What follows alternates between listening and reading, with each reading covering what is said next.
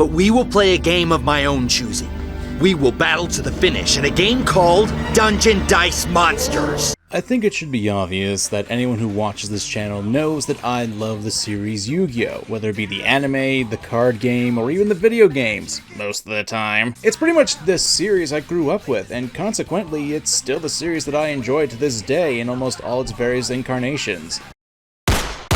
Like I said, almost. However, back in the day, and it surprises me that I had to be the one to say that, since this game was well over 20 years old now, there was another piece of Yu-Gi-Oh! History that was created, given a chance of life, and ultimately snuffed out because of poor management. A game that, if I'm honest, I kinda loved more than the actual card game growing up. I'm MangaKamen, and welcome to the game that Konami killed.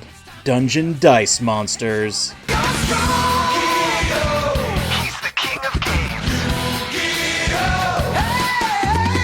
No, unacceptable.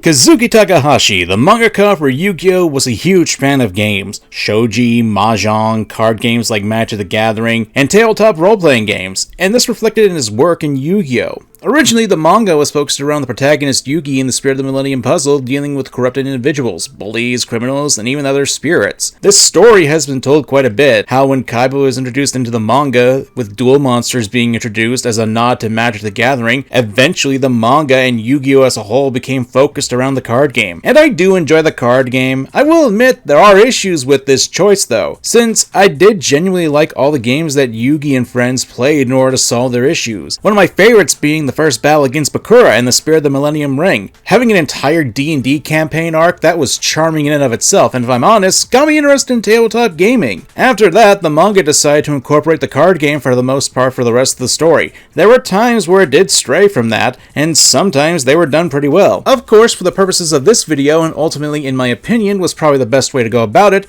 would be Dungeon Dice Monsters chapters. From chapter 134 to 145, the story moves away from the card game with a focus on a new game shop opening across the street from Kame Games, the store that Yugi's grandpa owns, and we're quickly introduced to Ryuji Otogi, also known as Duke Devlin in the American anime dub. And I'm sure a lot of you who watch my channel and are fans of Yu-Gi-Oh! Recall the anime version, and the manga version differentiates a fair bit. There are some elements like Joey being tricked by Duke with a Dyson Cup game, Joey having to be Duke's dog when they do another challenge, but there are other story beats and changes drastically different from the anime adaptation. Duel Monsters really wasn't brought up when Joey challenged Duke again. This time it was a game called Four Aces, which is typical of a New York City scam game that Duke uses to essentially force Yugi into standing in. But instead of instantly going to Dungeon Dice Monsters, Yugi and Duke have it out in a modified version where a Joker is added in, and the two are actually competing against each other to match aces. There's also the motivation for Duke. In the anime, he was looking to expose Yugi as a fraud for beating Pegasus. Ever since Pegasus lost to Yugi in the Duelist Kingdom arc, the eccentric game creator disappeared, and the deal for Duke to get Dungeon Dice Monsters made was kind of frozen in place. Things worked out in the end though. In the manga?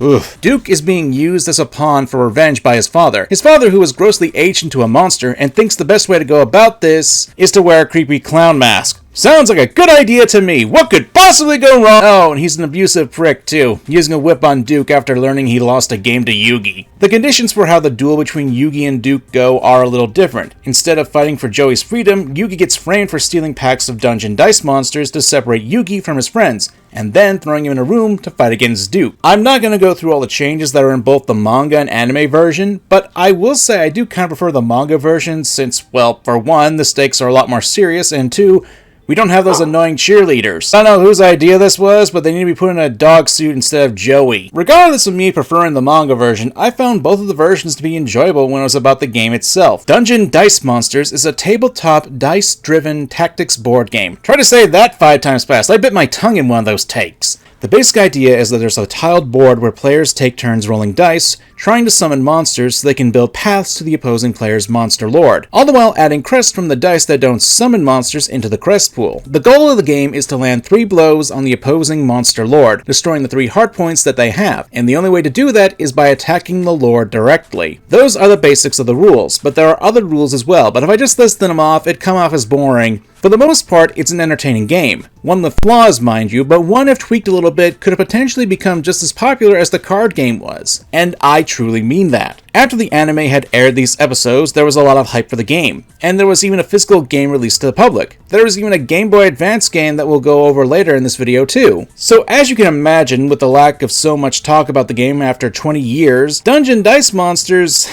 well, it failed as a game. I don't think it was because of the game itself. There are issues with the game's mechanics, such as there being an imbalance of summoning monsters. It's really easy to load up your dice pool with 1-star summons and power through to your opponent's monster lord, even blocking them off to prevent them from even playing the game. And the crest system was a little difficult as well, as in order to do anything in the game, like moving your pieces, attacking, or defending, would cost you crests, and if you don't roll the right number of crests, you essentially got a deadlocked game. However, those are issues I believe can easily be fixed with some small changes, which again, I'll go over later in this video. I don't think the game itself was the issue. Rather, it was Konami dropping the ball, effectively killing Dungeon Dice Monsters before it could really have a chance to shine as a proper game. Also, Mattel sucks too, because they're the ones who made the physical game and made a lot of weird choices. Your boss at the accounting firm tells you to collate the data, but Excel hasn't backed up a file yet. Saving throw! Then I do a saving throw! In order to really point out the issues with how this game was screwed over, we need to talk about the different versions of the game. Yes, there are two different versions, the Japanese and the English one. Gonna be honest, the Japanese version has a lot more generous with their products, and I believe that's part of the reason why the English version failed faster. Let's start off with a starter box that each game gives you. In the English version, you're given a cheap mat, 6 minis, 6 cards for the minis so you got your monster stats, some punched out dungeon floor maps, some paper counters, 4 sets of dice that correlate to the 4 levels of monsters you can summon, and a pair of abacuses. Neat! Anyway, the abaci load up your crest pool so you can manage your resources that you get from the dice. Meanwhile, the Japanese version, you get 10 minis, 10 cards, 10 counters, 15 dice that unfold to make the cross-shaped dimension path, 1 playfield sheet, and 10 translucent red counters for tracking HP of your monsters. So not only do you get more monsters in the Japanese version along with their cards to actually know their stats, but the foldable dice is a nice touch. Though I will say that I do kind of prefer the English version, mainly because, well, sometimes the dice don't really work that well, especially since they're all different. The English ones are all the same, save for like their different levels and crests, so you can compound and get different crests in your pool quicker. But you see, here's the thing. In the anime and manga, the dice themselves become the pathways on the board, and translating to the physical game was a nice idea, but a bit clunky from what I've researched, especially since the dice themselves are pretty big in comparison to the dice that the English version got. I somewhat prefer having the dungeon tiles that the English version gives, but they're so cheap, so I went online and ordered some custom tiles for my own personal collection. And yeah, I do have the physical game, I even have almost enough pieces to play an entire game. Kinda. In order to even start playing the game, you technically need 15 minis for one player to actually have the full game. There's a mini version where you don't need as much, but I think you guys are already seeing the first issue here. The starter sets don't give people enough pieces to actually play the game in full. And let me tell you, this stuff, especially back in the day, was expensive. I mean, not as expensive now, but I remember when I bought my starter set when I wasn't even a teenager yet, and I was still starting to get my allowance from my parents. The damn starter set cost about $30 from what I can recall. That's about 2 weeks of allowance for me to even consider getting it at the local Walmart. And I was screwed over with that because while I was excited for the game, no one wanted to play it because of the price wall. And even if they did, we'd have the same pieces. In comparison, let's look at Yu-Gi-Oh's card game. In order to start playing the game properly, all you needed to do was buy a structure deck, an investment of $10, and you'd have everything you needed in order to play the game. Hell, there were even things like transporting the game around. To play Yu-Gi-Oh, all you really needed was a flat surface to play the game, and maybe a piece of paper to tally life points with the cards. Dungeon Dice Monsters has a lot of different pieces, and for me to even carry the game to a convention I went to a couple weeks ago, I had to buy a proper case for everything so the minis wouldn't get damaged. So we already got ourselves a number of limitations from people even playing the game. The price, the fact you don't get everything you need to play a proper match, and even the cumbersome nature of setting up a game. Then there were the booster boxes. In Japan, when you bought a booster box, you got 1 mini, an additional floatable dice, and a card appropriate for the monster. In the English version, you just got the mini and the card. And as I recall, these packs cost about $15. So, in order to play the game properly, you'd have to buy at least 9 more of these packs, which would be $135, on top of the $30 you had to pay to get the starter set, which was necessary to get the materials to even use the dungeon. And even then, if you want to have more pieces for the dungeon map, you'd have to buy another starter set because they didn't come in any other case. At the very least, you're looking at a $165 price tag back in the day. And to make things even better, the packs were randomized. Yeah, you had no idea what was in the box until you opened it, so if you're like me and got a couple of killer needles, good job wasting your money on that. The amount of monetary investment and resources needed to just play the game is a problem. Like, Yu-Gi-Oh! As a card game already has issues with people actively stealing cards and packs from not only the store but from other players. With Dungeon Dice Monsters, the sheer amount of space and pieces that can be taken or stolen is insane. There was a lot going against this game from the beginning, and unfortunately, not a lot of people would be interested in an investment that people wouldn't want to play. I'm just one of those collectible freaks, and because of this, the game has become a bit more of a rarity nowadays, so people will sell parts online for absurd prices. And I do have to point out that the figures, they're not exactly the best quality. The monsters are good for the most part, but the more humanoid characters, not so much. Ugh. Which is a shame, because the game in itself can be fun, if not flawed. But good luck trying to play the game even if you want to do so. Now, with a game like this, you know what would be a good idea? If there was a digital version of the game. Yeah, a digital version of the game that people can take with them wherever they want. Maybe on a handheld console that... Okay, I'm gonna level with you. I was gonna do that whole YouTuber jazz, considering that the game I'm about to go into and how it's entirely soul-crushing. I didn't want to use that YouTuber cliche. Plus, I already brought up the game earlier, but, Oh, shut up! This game stinks. It certainly isn't the worst idea to convert a game into a digital version. Not only is it possible to make the price a lot more bearable, transporting the game be easier to do, you can also play against computer opponents if you can't find an actual person to play against, plus you can get a lot more of a bigger user base to play it. So it sounds like making a digital version of Dungeon Dice Monsters would be a great idea, right? Well, obviously! Even the original Yu-Gi-Oh! Card game does this as well. Even back in the day when the game was starting off, we had some video games that had cards on it. Some of them done well, and others... they've got their place in history. This channel is no stranger to talking about these games, and frankly speaking, a game like this for Dungeon Dice Monsters does exist. It's for the Game Boy Advance, and...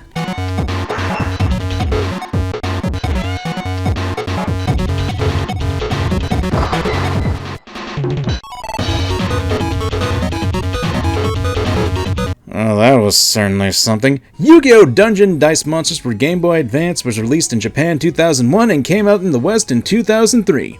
And I'm gonna be frank, this game, it sucks. And I say this as a guy who knows how to play Dungeon Dice Monsters and actually enjoys the game too, unironically. And actually enjoys the video game unironically too. There are a few reasons why this game is terrible, and part of the reason why I'm including this game in this video is because I can't really make a full video critiquing the game like I normally do with my other Yu-Gi-Oh! Vids. And that's because the only thing you can do in the game is tournament matches. Yep, when you boot up the game, you're just thrown into the fray. You don't get a tutorial, you don't get any story, all you can do is select a tournament and shop. And unfortunately, you can't really shop because the game barely gives you any money. So if you've been on my channel for a while, whenever we talk about Yu-Gi-Oh! Stuff, especially the games, you'll know that a lot of the Yu-Gi-Oh! Games I talked about were pretty light on story. Even something like Reshuffle Destruction, a game that I have a love-hate relationship with, its narrative and characterization was at least decent. Even though it wasn't as deep as, say, something like a Final Fantasy game, it still appreciated the attempt. It's a shame that the game was gimped by the game design choice and its difficulty spikes. There's nothing really here for a narrative for Dungeon Dice Monsters. You just select a tournament and you're playing. Now, there's something to be said about a game like this because I brought up something like Master Duel earlier, and there's no actual story to that game because the goal of the game is to actually challenge other people online. And you can even get some fun against the computer and Duel Links' AI. But you can't really say the same for Dungeon Dice Monsters. You want a story? Here's your story. You're a nameless, faceless blob who's the most intelligent person in the room, and your goal is to win tournaments and collect the dice in the game. That's it. There are characters who come from the original manga of Yu-Gi-Oh! And they have to stretch out some of the characters to fill the roster. Like, you've got a terrorist bomber. No, I'm not kidding. Or a murderer. Or even a snot-nosed baby. When you face them, you're gonna get some characterization about the characters, but there's nothing here that could even be called a story. I know I've said I'm a gameplay-first guy when it comes to games, but that usually entails that there should be some sort of story with it if you have characters. Dueling enemy after enemy without any sort of motivation will kill any player's enjoyment. And no, the prospect of getting a new die in tournament isn't great, especially if you're looking to improve your dice pool. And without a tutorial, good luck to anyone picking up this game hoping to learn how to play it through the Game Boy Advance. you'll have no idea what any of these symbols are or what's going on unless you've seen the anime episodes, or if you have the actual game's instruction manual, or you're lucky and got someone who already knows the rules of the game in real life. The game's RNG is also bad as well. Rolling dice, and any Dungeons & Dragons player will tell you sometimes just roll a nat 1, and that's understandable. However, and this is also a core flaw with the game as well, sometimes you just have luck against you. At times you won't be able to summon a monster to build a dungeon path. At other times you won't have the right crust to do things like move your monsters, attack with them, or even defend against enemy attacks. And because of that, this has the potential to have matches waste tons of time for a single game. I know there's a meme about how Yu-Gi-Oh duels can take that time for a single turn, but as someone who actually plays the tournament scene, at least at locals,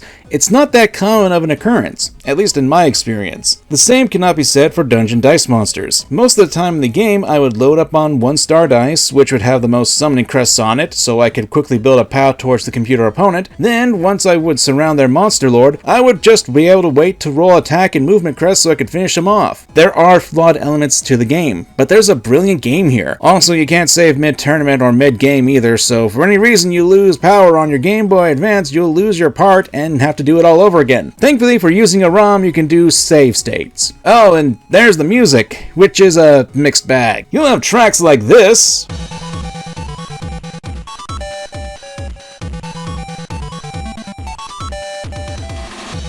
which are decent at best, but then you'll get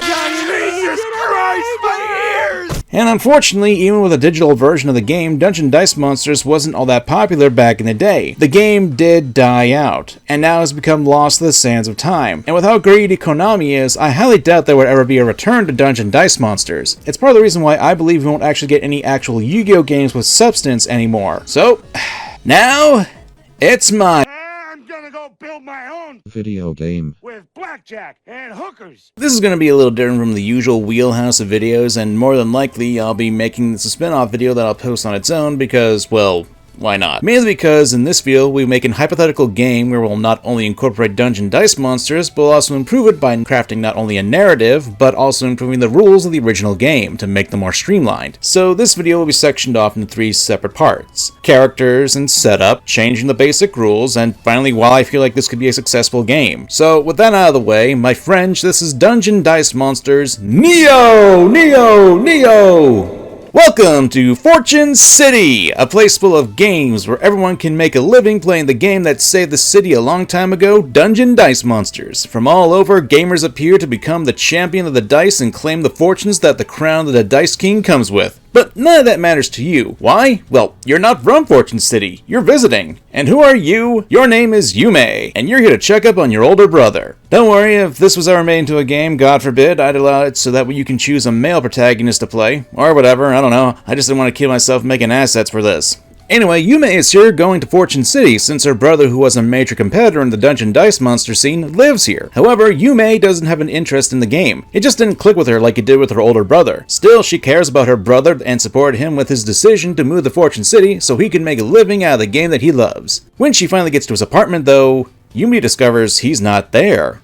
Instead, what she finds is a spare dice deck. Basically the dual disc of this game where you can play Dungeon Dice Monsters digitally anywhere. And a note that says her brother was supposed to meet someone concerning a spare dice deck. And with that, we move on to the game where you and Yume are exploring the town in an attempt to find her brother and eventually coming across the local dice shop where he was supposed to be. Her brother's usual stomping grounds. It's where the shopkeeper gives Yume a weird die that her brother left behind the last time he was there. Curious, Yume puts the die into the dice deck, and when she leaves the store, a holographic display activates and Yume now has an AI companion, Duke. The AI basically acts as a guide throughout the game trying to help you out with finding your brother and then in your actual Dungeon Dice Monster games. This is a video game after all, and you need to have a reason to get into battles. While I do have the basics for this game's narrative done, it's a rough draft, but it certainly is better than no narrative at all. If I were to continue with this narrative, there would be more characters, like a rival character and of course some antagonists who would be after Yume and Duke. The basis would be your standard Pokemon game storyline, but of course with a lot more depth and characterization. Of course, now we need to talk about the actual gameplay. That's where it's at.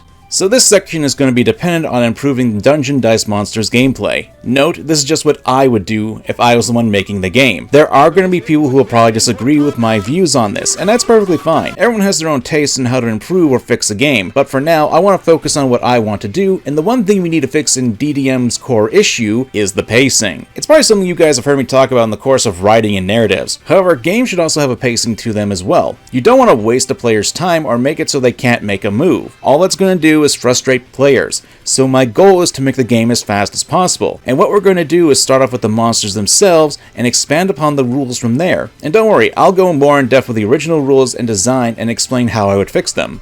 So to start off, we'll be changing the monsters. Looking at the original monster stats, you'll see stuff like the monster's level, a type, any abilities and their costs, and finally their stats, health points, attack, and defense. It's standard fare, but considering the crest system, this would be incredibly slow. So here's what I'm going to do with the card and change them stat-wise. Here are the attributes. Level 1 through 12. Attribute, types, abilities, and the stats. Movement, HP, attack, and defense. I'll explain the levels when we get to the crest, but allow me to explain the other things I've changed. The first is the attributes. In the original Dungeon Dice monsters, there are only types: dragon, zombie, beasts, warriors, and spellcasters.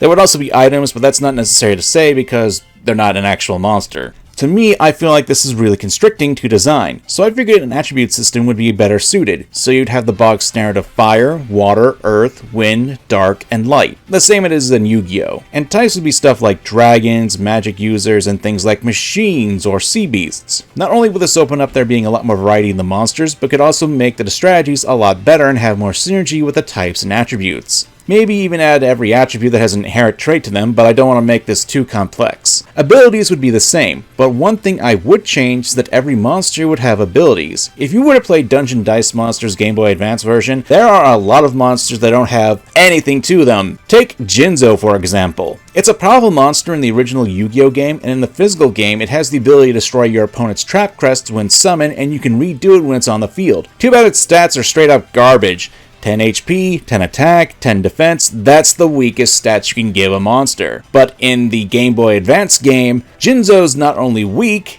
but it has no ability. What were they thinking here? In my inversion though, every monster would have an ability, even if some would be just standard abilities, like when played in the dungeon, they could add a crest to your crest pool of a certain type.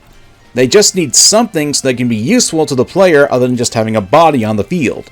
Now for the stats. The first major change would be movement. Why? Because frankly speaking, if you rely on luck to be able to do anything with your pieces on the board, there's always going to be a chance that you won't get the resources to do anything. That includes attacking, defending, or as I've alluded, moving your pieces. To me, that makes this game slower and unfair. Therefore, I'm going to give each monster the ability to move, attack, or defend without using a crest to do so. Each monster will have a standard movement speed on their cards, so they can move that many squares once per turn. Each monster will be able to attack once per turn, and when a monster is attacked by another monster, you apply the offending monster's attack against the offending monster.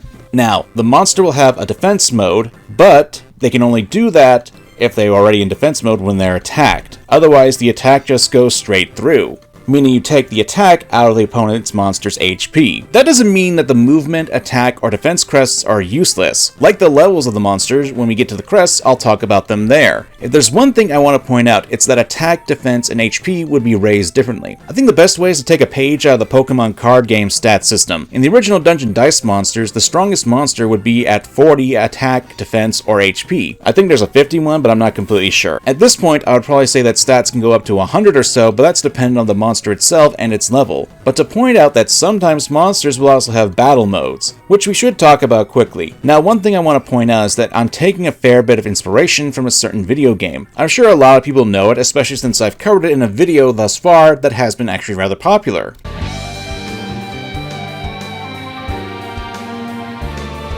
Yeah, Duelist of the Roses! In that game, you can move your monsters on tiles, and I figured we'd incorporate something like that here. However, when you move your monster, it has to be in attack position, kinda like a weakness of being offensively set. You can't move and defend on the same turn, so I figured something like that could be a good idea. Speaking of Duelist of the Roses, I think we should also take some time and discuss the crest pool. Since we're removing the need to have movement, attack, and defense crests from doing standard moves, I believe the best way to go about it is to have them act as ability costs, much like how the magic and trap crests were used for skills. To give an example, in the base game, Strike Ninja had the ability to travel 3 squares in the dungeon per movement crest you had.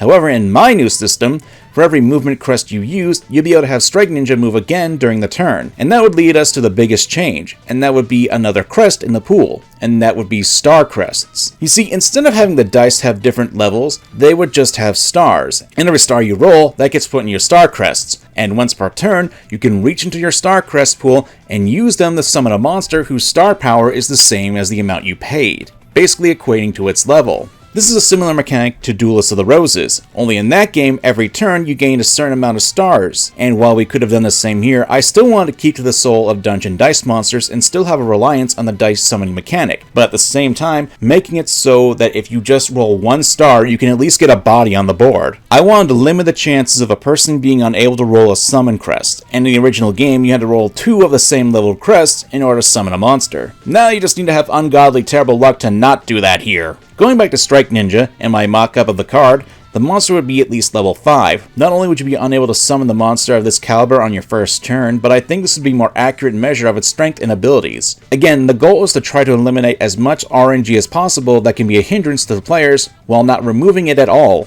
Other small changes I would make to the game. The first would be the Monster Lord, aka the piece that represents the player in the actual Dungeon Dice Monsters game. In the original, it mainly held your 3 heart points, and it could attack your opponent's monsters if they were in front of it. It was only 10 damage, but it was still something. I think the Monster Lord should have more utility, so let's look towards something like the skill cards that are in Yu-Gi-Oh! Speed Dueling. And it could be something like giving a certain attribute to an additional movement to the dungeon, or allowing you to lower the level of certain monster types by 1 star. If we wanted to continue with the Duelist of the Roses aspect, we could have it so the player could actually evolve their Monster Lord. Of course, this would only be for the digital game, since there's no actual way to officially track the Monster Lord stats IRL. I mean, this is Yu-Gi-Oh! After all, players would probably cheat or not read the effects they could get. And that's basically what I would do to improve the game, in quotes, because this is just how I would do this to make the game a lot more consistent, all the while keeping the randomization that comes with the dice. Kinda like how Dungeons & Dragons has it to that aspect. I'm sure there are still people who will find issues with my rule set, and that's to be expected. After all, I don't have the chance to really test out these rules, and frankly speaking, every game, whether it be a board game or a video game, will need to be tested and to find any and all bugs in it. So that begs the question.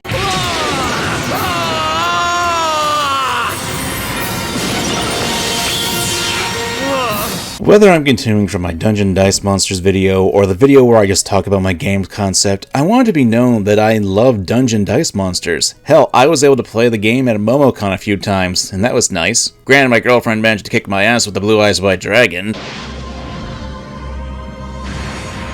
But even at loss, I still enjoyed my time with the game, even if it was limited. And while I had to endure the terrible music of the advanced game, I still managed to find myself having a good time with it, at least somewhat, and by using the cheat so I can get the dice I actually wanted. So when I look back at Dungeon Dice Monsters, a game in the manga and anime that was made by a young game developer who was fighting to get his own game shown to the world, and when the game was actually released to the real world, it was bungled so badly that the game was killed almost instantly. And considering that Konami is Konami, the same company that will actively reprint some of their popular cards in the game, some that are extremely rare and had high prices, and not too long after, they will instantly ban the card as soon as they make their money on the reprints. I have no doubt in my mind that Konami would allow this game to remain in discarded game hell. And it sucks even more since there have been a small surge of people who are interested in the game. And when told some people I was bringing the game to a convention, quite a few people wanted to play it. But to me, this is where Konami really screwed things up with the game. Instead of actually trying to create an audience for it, they essentially just threw the product out there, and unless you were like me and were able to snatch up a couple of necessary parts to play it, this game is practically lost in the sands of time. Even my own game concept, I don't know if I could even make it. Not from a lack of wanting to learn game design or such, because I don't know if Konami wouldn't be the trigger happy to protect their property, even with all the changes in original creatures that would be made for it. Yeah, it's gotten to the point where I don't believe Konami won't be that money grubbing. So I guess what I'm saying is that I really love Dungeon Dice Monsters, but it's clear that Konami and the people who hold this game's rights sure as hell don't. Maybe that's presumptuous of me to say, and you're not wrong, but having seen a game that can be made great be treated like dirt? I don't know. Well, if you guys enjoyed the video, thanks for watching, especially if you got to this part of the video. I appreciate it, and if you enjoyed my game concept, put in the comments, "Go! Dice roll!" Lets me know how far you guys got into the video and if you have interest in what I'm actually talking about. I'm MangaKamen, and I'm kinda sad after making this video now. Later.